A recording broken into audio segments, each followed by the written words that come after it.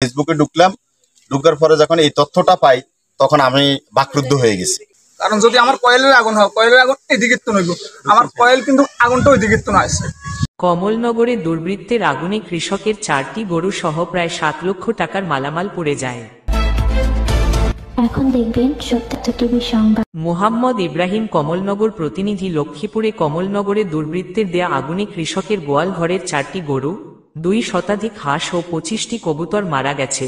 রোববার গভীর রাতে উপজেলার চরমার্টিন ইউনিয়নের 2 নং ওয়ার্ডের মোস্তফা মিয়ার বাড়ির গোয়াল ঘরে আগুন দেয় দুর্বৃত্তরা।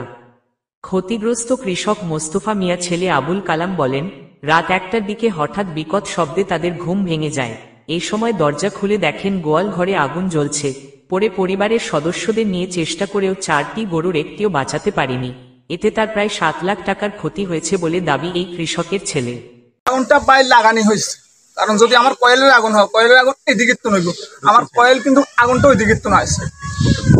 আগুন হলো উত্তর দিকে, কয়েল জ্বলছে কিন্তু এখানে। আমার বাবা বলছে যে কয়েল নিভে গেছে, আমি মানছি নিবে না, কয়েল জ্বলতেছে, জ্বললে আমার কয়েল এখানে জ্বলবে। স্থানীয়দের ধারণা, এটি একটি পরিকল্পিত ঘটনা। গরু চুরি না করতে পেরে পেট্রোল দিয়ে গোয়াল ঘরে আগুন ধরিয়ে দিয়েছে দুর্বৃত্তরা। এই সময় ক্ষতিগ্রস্ত পরিবারকে দেখতে যান কমলনগর উপজেলা বিএনপির সদস্য, চরমার্টিন ইউনিয়নের সিনিয়র সহ সভাপতি জাহাঙ্গীর আলম। ক্ষতিগ্রস্ত পরিবারকে আর্থিক সহযোগিতা করেন।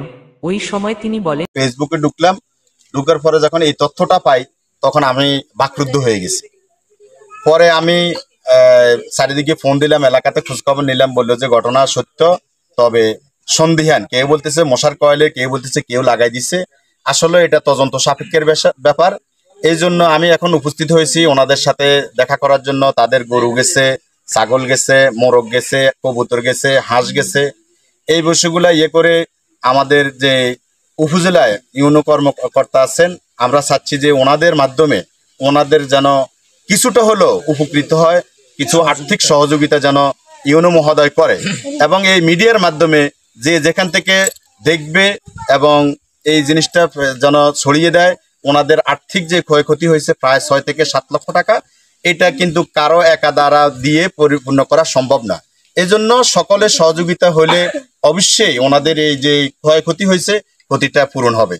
কমলনগর থানার ভারপ্রাপ্ত কর্মকর্তা ওসি মোহাম্মদ তৌহিদুল ইসলাম জানান, ঘটনাটি তিনি শুনেছেন। এখন পর্যন্ত কেউ কোনো অভিযোগ দেয়নি।